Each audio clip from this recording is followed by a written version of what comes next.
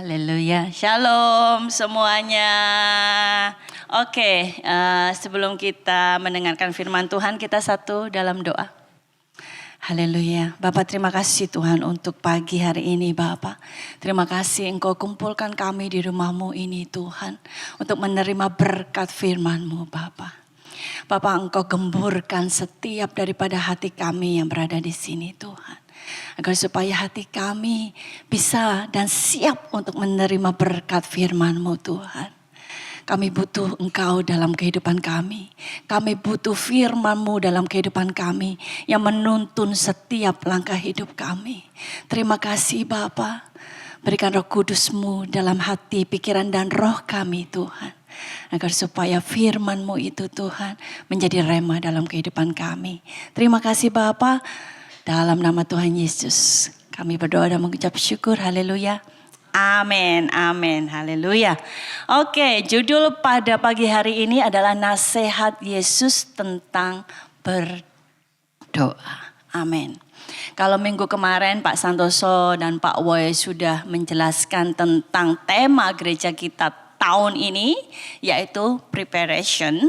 Pada bulan ini temanya itu adalah restoring relationship. Pemulihan hubungan. Nanti kita singgung sedikit ya di firman pada hari ini. Ayat yang diambil adalah Markus 11 ayat 25. Kita baca sama-sama ya untuk ini ayat pedoman pada bulan Januari ini. 1, 2, 3.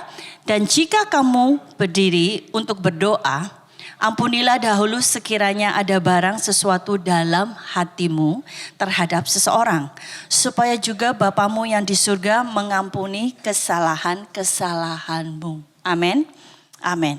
Oke, dari ayat firman ini kita bisa ambil 3 poin. Saya mendapatkan 3 poin.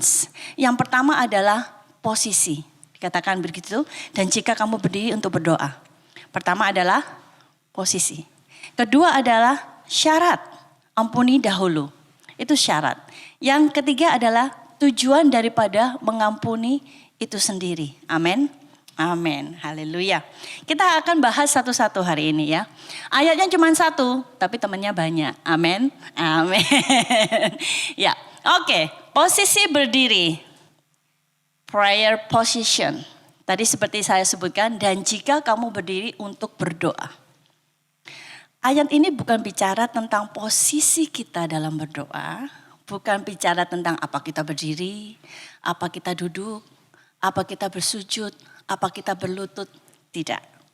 Tapi Tuhan bicara tentang posisi hati kita ketika kita datang di hadirat Tuhan. Tadi Pak Arifin juga sudah singgung ya, bagaimana dia menjaga hatinya agar supaya diomongin orang apapun dia tidak tersinggung, dia tidak marah. Posisi hati itu penting buat Tuhan. Kalau kita bisa berpura-pura di hadapan manusia, jaga image, jaim. Tapi kalau sama Tuhan kita gak bisa. Karena Tuhan melihat setiap hati kita sampai yang terdalam. Tidak ada yang bisa tersembunyi di hadapan Tuhan. Jadi posisi hati itu penting sekali buat Tuhan. Di Amsal 4 ayat 23 dikatakan, jagalah hatimu dengan segala kewaspadaan. Tahun lalu saya diingatkan Tuhan banyak sekali tentang menjaga hati. Jadi tahun lalu saya menolak. Nah, tadi katakan juga sama Pak Arifin disinggung juga ya. Menghakimi orang lain. Membuahi rasa tidak suka saya terhadap seseorang. Saya menolak hal itu. Berpikiran buruk saya patahkan. Jadi sebelum itu tertanam, bertumbuh, bahkan berbuah-buah jadi gak karu-karuan. Tahun lalu saya menolak untuk jatuh ke dalam hal tersebut. Jadi tahun lalu saya diajar banyak sekali oleh Tuhan untuk menjaga hati. Saya harap tahun ini setiap daripada kita juga bisa menjaga hati kita. Karena itu penting sekali di hadapan Tuhan. Amin. Karena sikap hati yang benar itu mempengaruhi doa kita. Amin. Amin. Sikap hati yang benar yang bagaimana? Yang berkenan di hadapan Tuhan. Yang pertama adalah penuh dengan hormat dan kerendahan hati. Ketika kita datang ke hadirat Tuhan, jangan dengan tinggi hati. Raja Daud, seorang raja, ketika Raja Daud datang di hadirat Tuhan, dia datang dengan hormat. Dia bilang, ampuni aku Tuhan, aku adalah orang yang berdosa. Bagaimana dengan kita? Apakah ketika kita datang di hadirat Tuhan, kita sudah datang, wah ini loh aku mau ketemu sama Tuhan, aku mau doa sama Tuhan. Enggak ya? Saya harap setiap daripada kita bisa datang ke hadirat Tuhan dengan penuh rasa hormat dan rendah hati. Amin, amin. Rendah hati itu Tuhan suka sekali. Karena ketika kita rendah hati, kita menjunjung tinggi Tuhan kita yang luar biasa. Amin, amin. Yang kedua adalah kita datang dengan sikap hati yang percaya. Iman percaya itu penting bagi Tuhan. Why you come to the Father if you don't believe in Him? Kenapa kita datang berdoa kalau kita nggak percaya? Nggak usah lah. Saya nggak datang ke Pak Santoso kalau saya tidak percaya sama Pak San bisa membantu saya, betul? Atau mendukung saya dalam doa ketika saya menghadapi suatu masalah. Saya nggak datang ke Pak Woy, saya nggak datang ke Bu Peti kalau saya merasa beliau-beliau ini tidak bisa saya percaya. Apalagi kalau kita datang sama Tuhan. Iman percaya itu penting. Otherwise, sorry to say, don't be bothered. Ya. Kemudian yang ketiga, kita harus datang dengan hati yang murni. Hati yang murni. Kita datang karena kita memang mengasihi Tuhan. Karena kita memang mau bertemu sama Tuhan. Karena kita memang mau sayang-sayangan sama Tuhan. Ya, nggak ada motivasi apa di balik apa. Udang di balik. Udang balik batu. Batunya udah nggak ada jadi tinggal peyeknya aja ya. Ya, jadi kita harus punya hati yang murni. That's why we have to guide our heart. Tadi sikap hati penting sekali. Yang keempat adalah kita berserah sama Tuhan. Let your will be done in my life. Apapun yang kita nyatakan di hadirat Tuhan, kita tetap harus berserah kehendak Tuhan yang jadi. Jangan maksain, maksa. Kalau suami saya bisa saya paksa sih, no choice ya. Tapi kalau sama Tuhan, saya harap kita nggak memaksa Tuhan ya. Saya harap kita benar-benar berserah sama kehendaknya. Amin. Amin. Yang kelima, kita harus datang dengan hati yang siap mengampuni. Nah, ini penting. Gampang gak ngampuni? Paling sulit sekali. Oh, Pak Sam bilang gampang, haleluya. Tapi mungkin buat sebagian orang gak gampang. Mengampuni itu gak gampang. Malah kadang-kadang kalau sama suami sendiri atau istri sendiri perlu berhari-hari untuk mengampuni. Apalagi sama orang lain. Tapi kita belajar hari ini, ketika kita datang di hadirat Tuhan, kita perlu sikap hati yang benar. Kita harus siap mengampuni terlebih dahulu. Kalau Tuhan dalam doa Bapa kami sudah mengajarkan, apa kata-katanya? Ampunilah kami seperti kami mengampuni orang yang bersalah kepada kami. Tuhan malah mengajarkan kita untuk memohon ampun bagi diri kita sendiri sebelum kita mengampuni orang lain. Agar supaya apa? Supaya kita bersih. Kita tidak bercacat di hadirat Tuhan. Ketika kita datang dengan hormat, dengan kerendahan hati, dengan iman percaya, dengan hati yang murni, dengan berserah penuh. Kita datang dengan tidak bercacat ketika kita mengampuni orang lain. Amin. Amin. Karena kenapa? Kita harus datang dengan hati yang benar, sikap hati yang benar. Karena ada hal-hal yang bisa menghalangi doa kita di hadirat Tuhan. Saya pernah mengalaminya. Kayaknya ketika saya berdoa itu kayaknya berat banget dan kayaknya mental di ceiling, plafon. Iya. Di plafon. Itu saya rasa. Karena apa? Saya masih mendem dosa waktu itu. Ya. Jadi pertama, dosa bisa menghalangi doa kita. Kita baca ayatnya di Yesaya 59 ayat yang kedua, 1, 2, 3. Tetapi yang merupakan pemisah antara kamu dan Allahmu ialah segala kejahatanmu. Dan yang membuat dia menyembunyikan diri terhadap kamu sehingga ia tidak mendengar ialah segala. Amin. Ayat firman Tuhan berkata, dosamu ini loh yang membuat aku menyembunyikan diriku. Dosamu ini loh yang membuat aku tidak mau ketemu kamu. Itu Tuhan yang bicara, bukan saya. Kalau saya bukain pintu sih. Tapi mungkin mesti di depan aja ya, karena mungkin saya masih dongkol ya.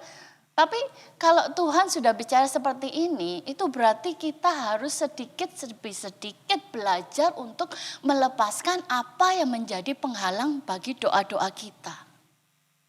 Ya, jadi ini peringatan Tuhan. Yang kedua adalah sikap hati yang jahat. Wow, saya bilang sikap hati yang jahat ngeri juga ya. Ayatnya ada di Mazmur 66 ayat 18, kita baca juga sama-sama yuk. 1, 2, 3. Seandainya ada niat jahat dalam hatiku, tentulah Tuhan tidak mau mendengar. Yang pertama tadi Tuhan tidak mau kita temui, selanjutnya tidak mau mendengar. Seperti yang saya katakan tadi, kayaknya mental aja sudah. Balik lagi, kayak bola yang kita lempar ke tanah itu.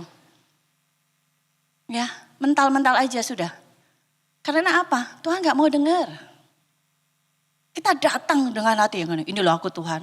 Aku tuh udah berbuat baik loh Tuhan. Gak seperti si itu tuh. Si A, si B, si C, dan si Z. Enggak ya. Kita harus datang dengan hati, sikap hati yang benar tadi ya. Jangan memiliki sikap hati yang jahat, please don't. Yang ketiga, hal yang menghalangi doa kita adalah hati yang bimbang. Ayatnya ada Yakobus 1 ayat 6, kita baca sama-sama sekali lagi. 1, 2, 3. Hendaklah ia memintanya dalam iman dan sama sekali jangan bimbang. Sebab orang yang bimbang sama dengan gelombang laut yang diambing-ambingkan ke sana kemari oleh angin. Mau gak diombang-ambingkan kayak gini? Ya, pusing loh lama-lama, mabuk laut. Kalau kita naik kapal, kalau kita naik mobil mabuk darat. Laut dan udara, anti mulaan. Enggak ya. Jadi ini loh, hal-hal ini yang menghalangi doa kita. Jangan bimbang, tadi katakan iman percaya. Yang keempat, motivasi kita yang salah. Ayatnya ada di Yakobus 4 ayat 3, 1, 2, 3. Atau kamu berdoa juga, tetapi kamu tidak menerima apa-apa. Karena kamu salah berdoa. Sebab yang kamu minta itu hendak kamu habiskan untuk memuaskan hawa. Datang sama Tuhan dengan begitu banyak list. Tuhan, 20, 25. Aku mau ini Tuhan.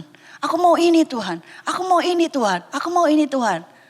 Kata Tuhan, sik. Tunggu dulu ya. Jangan datang di hadirat Tuhan dengan motivasi yang salah. Seperti tadi dibilang apa? Biar kehendak Tuhan yang jadi.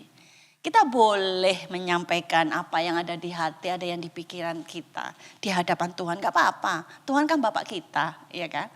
Tapi motivasinya harus benar. Tuhan, berkati aku dengan mobil baru. Buat apa? Biar saya bisa sombong. Biar saya bisa menunjukin orang kalau saya bisa. Enggak ya. Mobil itu cuman alat, sarana untuk kita. Mempermudah hidup kita ke sana kemari. Ya, bukan sesuatu yang bisa kita banggakan atau apalagi kita sombongkan. Itu adalah berkat yang kita harus syukuri. Jangan datang dengan motivasi yang salah. Yang kelima adalah jangan datang di hadirat Tuhan dengan sombong rohani. Kita nggak baca ayatnya karena lumayan banyak. Kita baca nanti kalau kita udah di rumah ya. Lukas 18, 9 sampai 14 itu Yesus bercerita perumpamaan tentang dua orang yang sedang berdoa.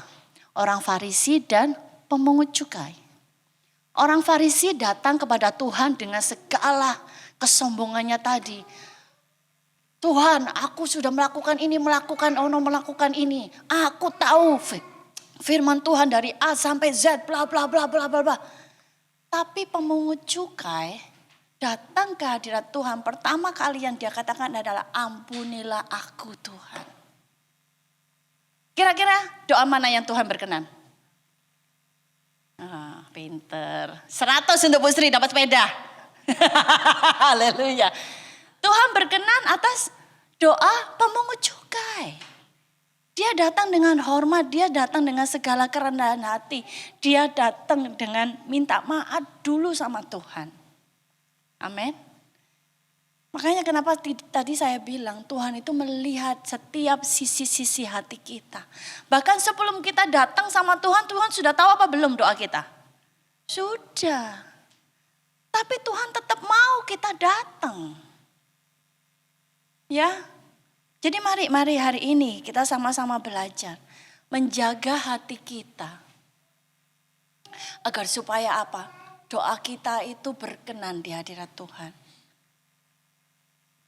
Antara Tuhan mau menjawab apa tidak itu haknya Tuhan. Kita tidak bisa memaksa. Kalau kita memaksa kehendak kita, hasilnya nanti akan beda. Kalau kita berserah sama kehendaknya Tuhan yang terjadi dalam kehidupan kita. Amin. Amin. Jadi oleh karena itu, sikap hati yang benar itu penting sekali. Dan mari sama-sama tahun 2025 ini kita belajar untuk yang pertama tadi menjaga hati. Yang kedua adalah kita memaafkan orang bahkan sebelum orang itu meminta maaf sama kita. Amin. Amin. Kalau bahasa Jawanya wis gak popo. Nah itu bahasa andalan, wis gak popo. It's okay, gak apa-apa. Kata Pak Arifin tadi juga gitu ya, gak apa-apa. Dia apa-apain juga gak apa-apa. Jadi kalau ada orang yang nyalip langsung potong gimana kita? Beneran ya, awas lo ya. Ayo, kalau tiba-tiba kita cari parkir susah ini ya di shopping center kayak kemarin ya, Christmas sama New Year's itu, apalagi Boxing Day kemarin, aduh, cari parkir itu rebut-rebutan. Kita sudah begini orang langsung sut, gimana? Pasan masih ngebel gitu ya. Kayak tadi sebelum ke gereja tadi di lampu merah di perempatan Licawe tadi, yang mau ke kanan ternyata mogok. Saya pikir kenapa nggak jalan-jalan, ini kanan udah hijau, mogok ternyata. Jadi yang depan oke, ambil yang jalur sini. Kemudian ada mobil sebelah saya langsung set, terus lihat saya, gitu. Sebelum tadi ke gereja beneran. Terus saya cuma bilang gini aja. Ya, Betapa mudahnya orang itu marah, tapi mengetahui sebabnya kenapa. Iya kan? Jadi untuk kita yang di sini selalu drive kemana-mana, jaga hati. Benar-benar ya, dan maafkan kalau orang nyerobot wes terserah, wes cepetan ya udah sana silakan gitu ya, silakan duluan. Akhirnya ketemu juga di lampu merah. Kalau di sini begitu ya, haleluya, amin. Yang kedua, ini bahasa Inggrisnya. Poin yang kedua adalah syarat berdoa. Dari ayat firman-Nya tadi Markus 11 ayat 25. Yang selanjutnya adalah ampunilah dahulu sekiranya ada barang sesuatu dalam hatimu terhadap seseorang. Adakah di sini yang tidak pernah memiliki perasaan terhadap seseorang? Saya yakin gak ada ya. Setiap hari pasti ada aja. Yang jengkelin lah, yang gemesin lah. Yang bikin kita haleluya. Pasti ada aja setiap harinya ya. Gak mungkin gak ada. Pasti setiap hari ada. Tapi ayat firman ini Tuhan mau mengajarkan kita ketika datang di hadirat Tuhan, kita harus mengampuni orang. Ketika kita datang ke hadirat Tuhan, kita periksa hati kita. Apakah ada seseorang yang harus kita ampuni? Atau malah ketika kita memeriksa hati kita, Tuhan ingatkan kita untuk, kamu tuh loh kemarin salah sama si A loh. Gak apa-apa. Setelah kita nanti selesai berdoa, telepon orang tersebut. Ajak ngopi. Kita minta maaf. Gak apa-apa. Minta maaf itu gak rugi kok. Amin. Amin. Karena kadang gengsi kita itu yang membuat kita tidak mau minta. Benar apa enggak? Saya dulu orang yang paling susah minta maaf. Kayaknya kalau minta maaf itu gengsi saya itu. Apa aku minta maaf? Aku gak salah kok. Pasti gitu jawabanku sama suamiku. Padahal kita harus ngecek hati kita loh. Sebelum kita datang ke hadirat Tuhan kita harus cek. Selain kita mengampuni orang, kita juga harus siap untuk minta ampun atau minta maaf sama orang lain. Jadi kita gak cuma tunjuk jari kita ke orang, tapi kita periksa diri kita sendiri bagaimana. Mungkin ada teman sekerja kita, mungkin yang masih sekolah, ada yang dosen kita yang jengkelin, yang harusnya kita dapat HD, kita cuma dapat di H-nya gak tahu kemana, ya kan? Padahal kita pikir kita sudah melakukan tugas dengan maksimal, ya kan? Tapi kok aku gak dapat HD ya?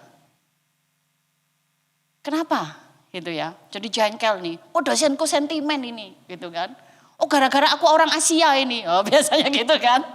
Senjatanya, ya. Tapi firman Tuhan ini berkata, enggak boleh seperti itu. Ampuni dahulu. Periksa hati kita. Ada yang kita harus ampuni? Apakah kita harus malah meminta maaf? Syarat ini penting sebelum kita berdoa. Agar supaya apa? Doa kita tadi berkenan di hadirat Tuhan. Doa kita tidak terhalang oleh kesalahan-kesalahan kita. Haleluya. Oke. Apa yang terjadi ketika kita tidak mengampuni orang lain? Kita bicara tentang hal berdoa ya. Yang pertama adalah Tuhan tidak akan memaafkan kesalahan kita. Ayatnya di mana? Di Markus 11 ayat ke-26. Kita baca sama-sama 1, 2, 3. Tetapi jika kamu tidak mengampuni, maka Bapamu yang di surga juga tidak akan mengampuni kesalahanmu. Setiap daripada kita pasti maunya tidak memiliki dosa. Diampuni kesalahannya oleh Tuhan. Apa ada yang mau nyimpen dosa? Kayak nyimpen deposito gitu? Enggak ya? Setiap daripada kita pasti enggak mau kita nyimpen dosa loh. You never know. Apalagi kita masih baru saja memasuki tahun yang baru. Tahun lalu ketika saya sakit itu rasanya kayaknya maybe this is the time for me to go. Ada pemikiran seperti itu ya. Saya ngecek nih ada enggak kira-kira orang yang saya harus minta maaf. Yang pasti keluarga terdekat dulu ya. Tapi haleluya saya ada di sini masih ada ya. Amin. Haleluya. Amin. Ya, karena you never know. Makanya ketika seseorang itu sedang menderita sakit yang parah atau mungkin sedang mendekati saat-saat akhir. Hal pertama yang kita lakukan, saya juga belajar dari Pak Santoso kemarin adalah coba dicek. Kehidupan kita ada enggak seseorang yang kita harus minta maaf atau ampuni? Cek dulu kita. Jadi ketika kita dipanggil oleh Tuhan itu kita tidak memiliki beban. Karena kita sudah melepaskan apa yang menjadi belenggu-belenggu dalam kehidupan kita. Amin. Amin. Yang kedua adalah Tuhan tidak akan mendengarkan doa kita. Kalau kita nggak ngampuni orang, Gak mau Tuhan dengar. Tuhan tadi bilang apa? Menyembunyikan wajahnya loh di hadapan kita. Ayatnya ada di Yohanes 9 ayat 31. Kita baca sama-sama yuk. 1, 2, 3. Kita tahu bahwa Allah tidak mendengarkan orang-orang yang, melainkan orang-orang yang saleh dan yang, amin. Kehendak Tuhan itu apa sih tadi? Cek hati kita. Yang kedua, kita datang dengan sikap hati yang siap mengampuni orang lain. Kalau kita tidak melakukan hal tersebut, syarat berdoa yang Tuhan sudah nyatakan, yang Tuhan sudah ajarkan kepada kita, Tuhan gak dengar doa kita.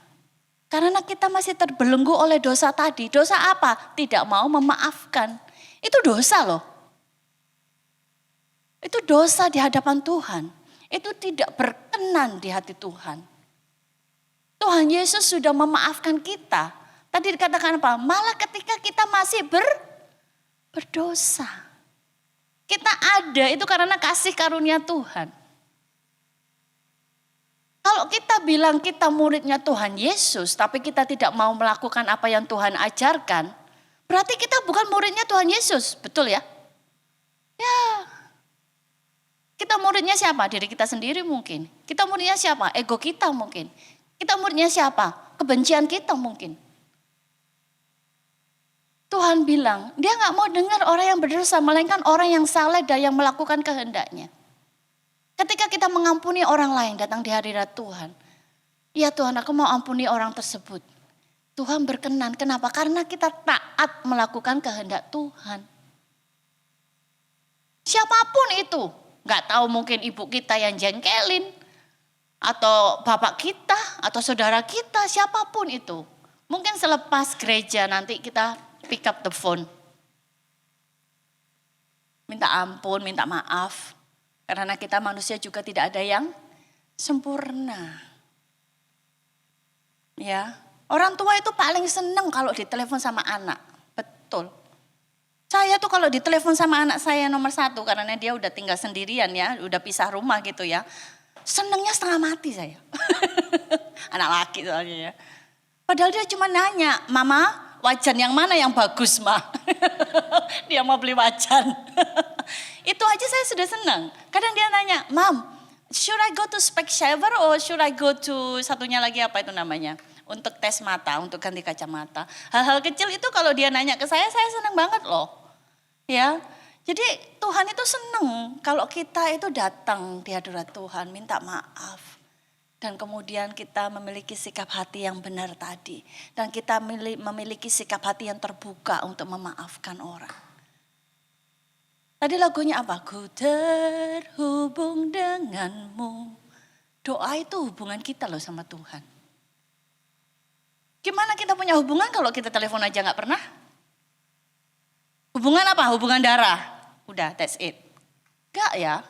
Terus kadang-kadang orang tua ada yang gini, anakku tuh loh gak pernah telepon. Ya kamu loh yang telepon anakmu. Apa? Apa salahnya orang tua telepon anak? Gak ada salahnya. Ya, jangan mengharap orang lain melakukan sesuatu, tapi kita sendiri tidak mau melakukannya. Sama kayak Tuhan, kita mau doa kita didengar sama Tuhan terus, dijawab sama Tuhan terus.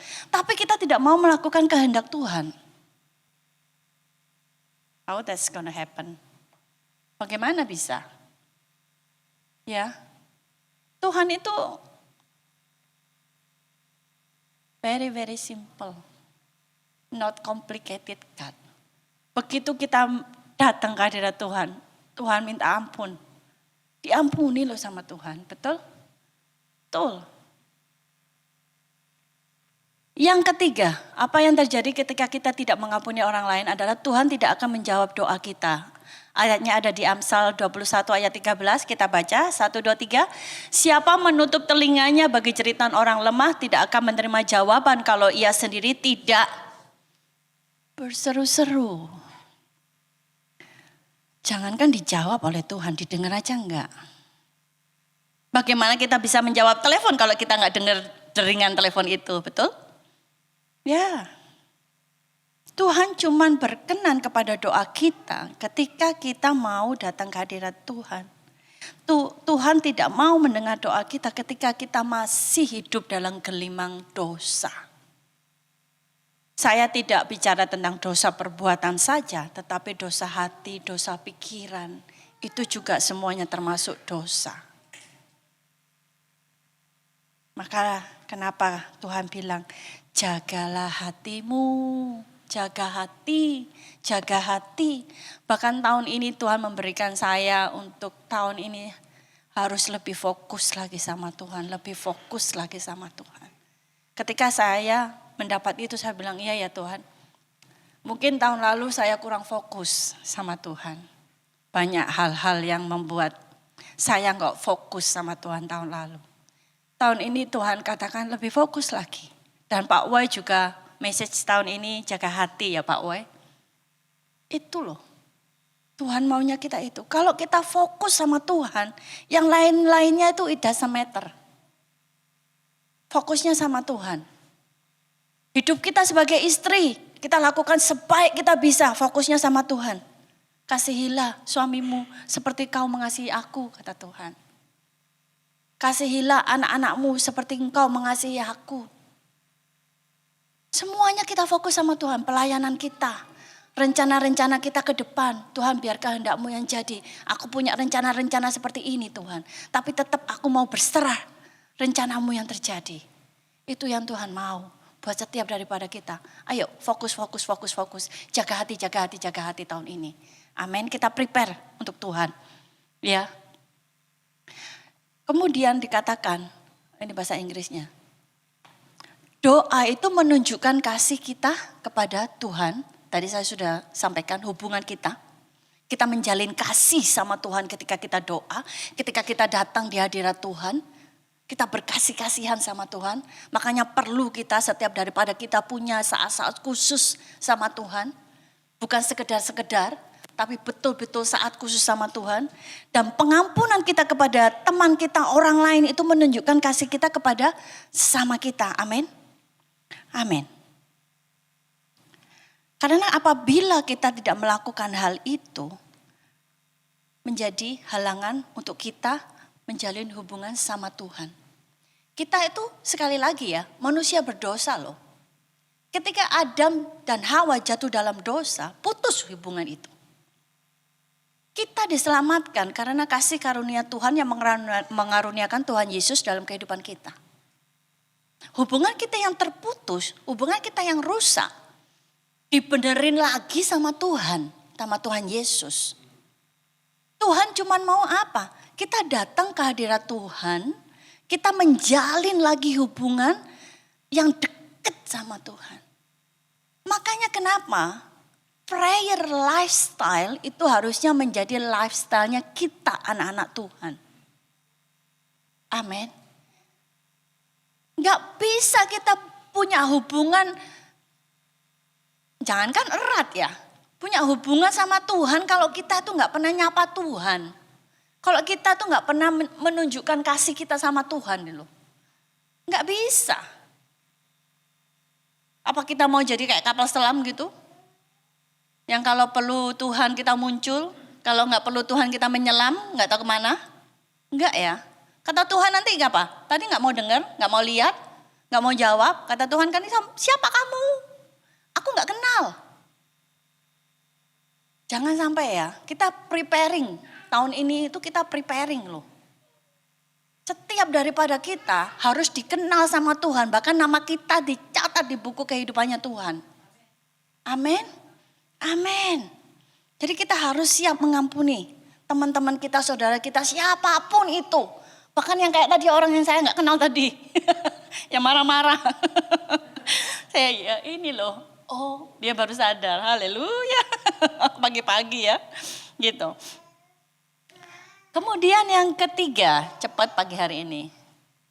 Ketika Tuhan memberikan ayat ini, Tuhan juga punya tujuan. Tujuannya itu apa sih? Kenapa sih saya harus ngampuni si A itu, dia jengkelin banget? Benci aku sama sih. Enggak ya, jangan menyimpan kebencian. Kenapa tujuan kita mengampuni? Agar supaya kesalahan kita juga diampuni. Tuhan loh yang berkata, supaya juga Bapamu yang di surga mengampuni kesalahanmu. Forgiven to forgive others. Tuhan Yesus bersalah enggak? Enggak. Tapi dia berkorban. Dia membayar harga. Agar supaya apa? Dosa kita itu diampuni oleh Bapa di surga. Jadi hari ini kita diminta untuk cek dan recheck. Cek dan recheck hati kita. Kemudian apa tujuan Tuhan menyuruh kita mengampuni orang lain? Tujuannya adalah agar supaya hubungan kita dengan Tuhan dipulihkan itu tadi. Yang terputus dipulihkan, yang rusak diperbaharui. Baik sekali Tuhan itu. Ayatnya ada di Lukas 15, 20-25 bercerita tentang perumpamaan anak yang hilang. Saya percaya kita tahu semua ya ceritanya ya. Cerita terkenal sekali ini dari Alkitab ya. Bagaimana anak tersebut sebelum orang tuanya meninggal, bapaknya meninggal sudah minta warisan terlebih dahulu. Kemudian dia pergi ke tempat lain, dia hamburkan warisan itu. Sampai akhirnya anak yang sebelumnya hidup dengan sangat berkecukupan harus makan makanannya babi. Saya sih belum pernah ya datang ke peternakan babi ya. Kalau di sini bersih sih, kalau di Indo tidak tahu lagi ya. Kata Evelyn beda ya. Bumi dan langit ya. Ya. Dia harus sampai seperti itu loh. Akhirnya apa? Itu membuat dia sadar. Aku di sini seperti ini, sedangkan di rumah Bapak aku semuanya berlimpah-limpah. Dan ketika dia pulang, bapaknya sudah melihat dari jauh. Berarti sehari-hari yang bapaknya lakukan adalah nunggu anaknya pulang. Pernah nggak kita merasa seperti itu?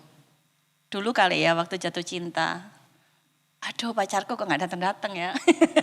Aku kok nggak di telepon-telepon ya. Kenapa ini? Apa ada yang lain? Enggak ya. Ini loh. Anak yang terhilang ini akhirnya pulang. Dia disambut sama bapaknya. Kemudian dikasih jubah. Kemudian dibikin jamuan yang luar biasa. Wow. Enggak cuma disambut. Tapi bapaknya memberikan yang terbaik bagi anak tersebut. Itu loh bapak kita. Sebandel apapun kita, kalau kita datang sama Tuhan, kita datang dengan hati yang rendah hati tadi. Dan kita bilang, Tuhan ampuni segala kesalahan aku Tuhan. Pasti diampuni sama Tuhan. Enggak bakalan Tuhan itu enggak bilang, enggak, enak aja. Gitu ya. Kamu sudah begini. Enggak. Tuhan bukan Tuhan yang seperti itu. Dosa dari semerah apapun jadi putih ketika kita datang bertobat sama Tuhan. Benar-benar bertobat. Benar-benar bertobat loh ya. Enggak cuma dalam lewat perkataan aja. Enggak cuma lip service. Tahu kan artinya bertobat ya. Kita ngomong sama Tuhan, Tuhan aku minta maaf. Aku berjanji tidak melakukannya lagi. Itu betul-betul bertobat. Banyak orang yang cuma ngomong saja. Tapi tidak benar-benar melakukannya dalam hati mereka, dalam kehidupan mereka. Siang hari ini, jangan kita menjadi anak yang terhilang. Datang ke hadirat Tuhan, minta ampun sama Tuhan. Kembali kita jalin hubungan kita sama Tuhan. Semakin hari semakin erat, amin. Amin. Kemudian yang ketiga, apa tujuan kita mengampuni?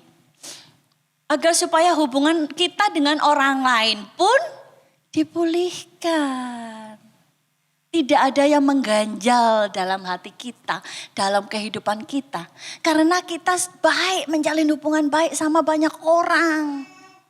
Amin. Ayatnya ada di Imamat 19:18. Kita baca yuk satu-satu. 1, 2, 3.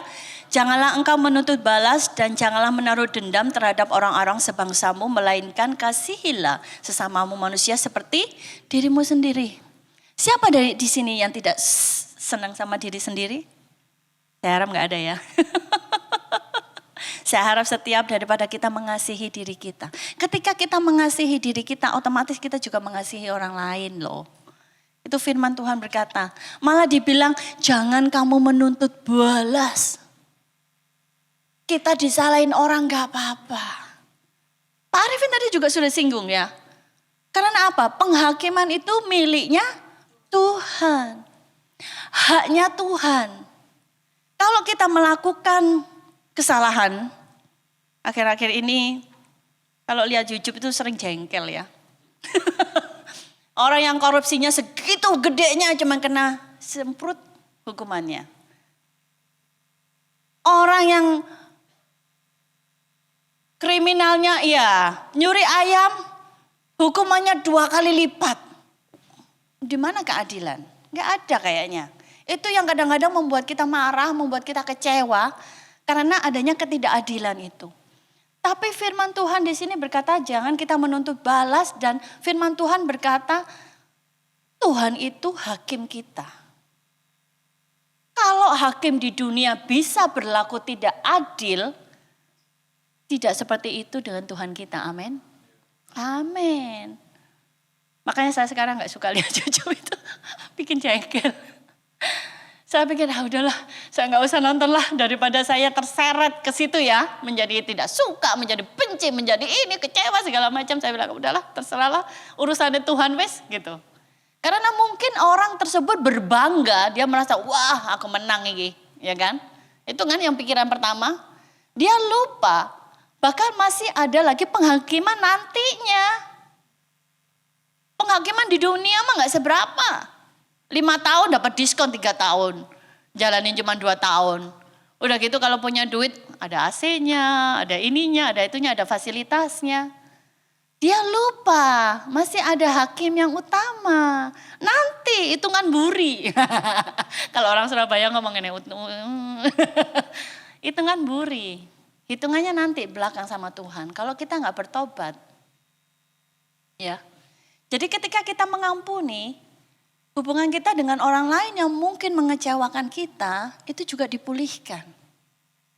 Kebencian hati kita kepada orang lain, itu juga dipulihkan. Amin. Amin. Dan yang keempat, ketika kita mengampuni, kita juga membebaskan orang tersebut dari kesalahannya sendiri. Mungkin orang itu tidak tahu kalau kita sudah mengampuni. Tapi kita sudah tahu kalau kita mengampuni orang tersebut, dia sudah kita bebaskan dari kesalahannya terhadap kita. Mengerti ya di sini ya? Amin. Oke, kita baca ayatnya di Efesus 4:32, 1, 2, 3. Tetapi hendaklah kamu ramah seorang terhadap yang lain, penuh kasih mesra dan saling mengampuni. Sebagaimana Allah di dalam Kristus telah mengampuni kamu. Amin. Amin. Tuhan yang tidak bersalah, tidak berdosa, disalib, dicambuk. Buat siapa? Buat menebus dosa kita. Apa susahnya kita mengampuni orang? Is it hurt your pride? Apakah melukai harga diri kita? Apakah merugikan kita? Enggak, malah membuat kita untung. Karena kita tadi juga diampuni oleh Tuhan. Kita bisa menjalin hubungan sama satu sama lain dengan baik. Kita tidak terbelenggu dosa-dosa kesalahan kita. Kita membebaskan orang. Itu berkat yang luar biasa loh. Istilahnya ketika kita jalan tanpa ada ganjalan itu jalannya enteng. Kayak peragawati-peragawati di catwalk itu. Jalannya wah cantik sekali jalannya. Tapi kalau kita memiliki beban yang membelenggu kita, jalannya jadi berat. mungkin terseok-seok, iya. Karena kita ngelihatnya ke belakang terus. Ngelihatnya kesalahan orang lain terus, kayak kita itu udah yang paling benar gitu ya. Jadi penting, ayat firman hari ini mungkin cuma satu ayat. Tapi kalau kita kupas, kalau kita renungkan, banyak pelajaran yang kita bisa ambil dari ayat firman Tuhan. Dan ketika Tuhan mengajarkan hal ini kepada kita, itu berarti hal yang penting bagi Tuhan. Tuhan mau setiap daripada kita melakukan apa yang menjadi keinginan hatinya, apa yang menjadi kehendaknya. Jadi mari daripada kita, setiap daripada yang kita ada di sini, mulai dari sekarang, ayo melakukan apa yang Tuhan kehendaki, hidup berkenan di hadapan Tuhan, senantiasa mengampuni orang lain, agar supaya kesalahan kita juga diampuni dan hubungan kita dengan Tuhan dipulihkan. Amin.